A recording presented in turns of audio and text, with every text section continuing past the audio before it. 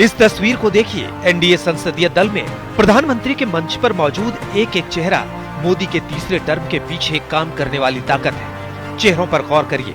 पवन कल्याण, HD Kumaraswamy, Ajit Pawar, Amit Shah, Rajnath Singh, JP Nadda, Narendra Modi, Chandrababu Naidu, Nitish Kumar, Eknath Shinde, Chirag Paswan, Jitan Ram Manjhi और अनुप्रिया पटेल।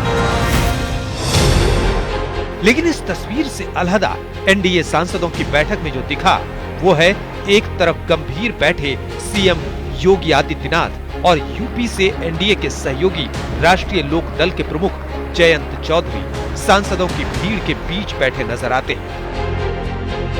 अब India गठबंधन वाले इसे जयंत चौधरी की बेइज्जती बता रहे हैं। सवाल ये उठाया जा रहा है कि जब एक एक सीटों वाले जैसे अनुप्रिया पटेल और जीतन राम मांझी को प्रधानमंत्री के साथ मुख्य मंच पर जगह दी गई तो फिर जयंत चौधरी को क्यों नहीं?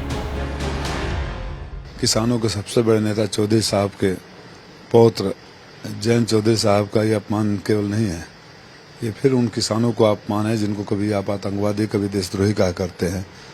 मुझे लगता है कि जयंत चौधरी साहब को अगर किसानों के सम्मान की चिंता होगी, उनको इस बात का एहसास होगा कि किस खानदान से वो आते हैं, तो इस अपमान को बर्दाश्त नहीं करना चाहिए। कितना सम्मान था हमारे यहाँ। ऐसी परिस्थितियों में उन्हें तत्काल अपने आत्मसम्मान के लिए और किसानों के सम्मान के लिए वहाँ से निकल जाना चाहिए। एक्सेप्ट करेंगे आप लोग दोबारा? वो तो राष्ट्रीय नेतृत्व का विषय है।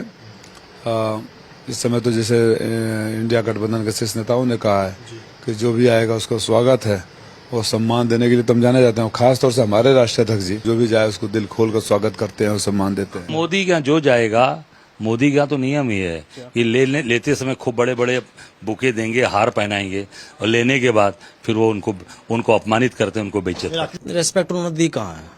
वो हम लोग 7 सीटें दे रहे थे, 5 प्रत्याशी हमें दहेज में दे रहे थे, 17 सीटें उन्होंने कांग्रेस को दी, उन्हें एक भी दहेज में प्रत्याशी नहीं दिया। तो हमारे साथ ऐसा व्यवहार क्यों था?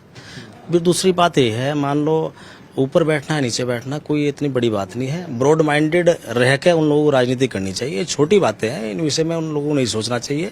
राष्ट्रीय लोकदल एनडीए का मुख्य घटक दल है और एनडीए के साथ है और साथ रहेंगे।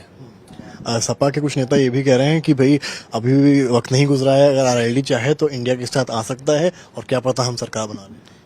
क्यों? उन्हें क्या जरूरत पड़ रही? कैसे सरकार बना लेंगे वो? भाई एक बात सुनो, स्पष्ट बहुमत है एनडीए का। आपको बता दें कि यूपी विधानसभा में समाजवादी पार्टी और आरएलडी के बीच गठबंधन था, लेकिन लोकसभा से पहले जयंत चौधरी बीजेपी के साथ चले गए। अब इंडिया गठबंधन वाले कह रहे हैं एनडीए में जयंत चौधरी की बेइज्जती हो रही है, लेकिन जयंत चौधरी का कहना है कि उन्होंने मोदी को चुना है। हमने कोई चर्चाएं की हैं। आज एनडीए के दल की बैठक में सर्वसम्मति से हमने प्रधानमंत्री जी को चुना है। हमारे प्रधानमंत्री हैं और देश के लिए जिस ऊर्जा के साथ वो काम करते आए हैं 10 साल, वही एनर्जी वही काम हमें आगे बढ़ाना है। नहीं, उसकी कोई चर्चा नहीं। सवाल ये भी है कि क्या जयंत चौधरी को यूपी में 2 सीटें लाने का इनाम मिलने वाला है? आज तक ब्यूरो।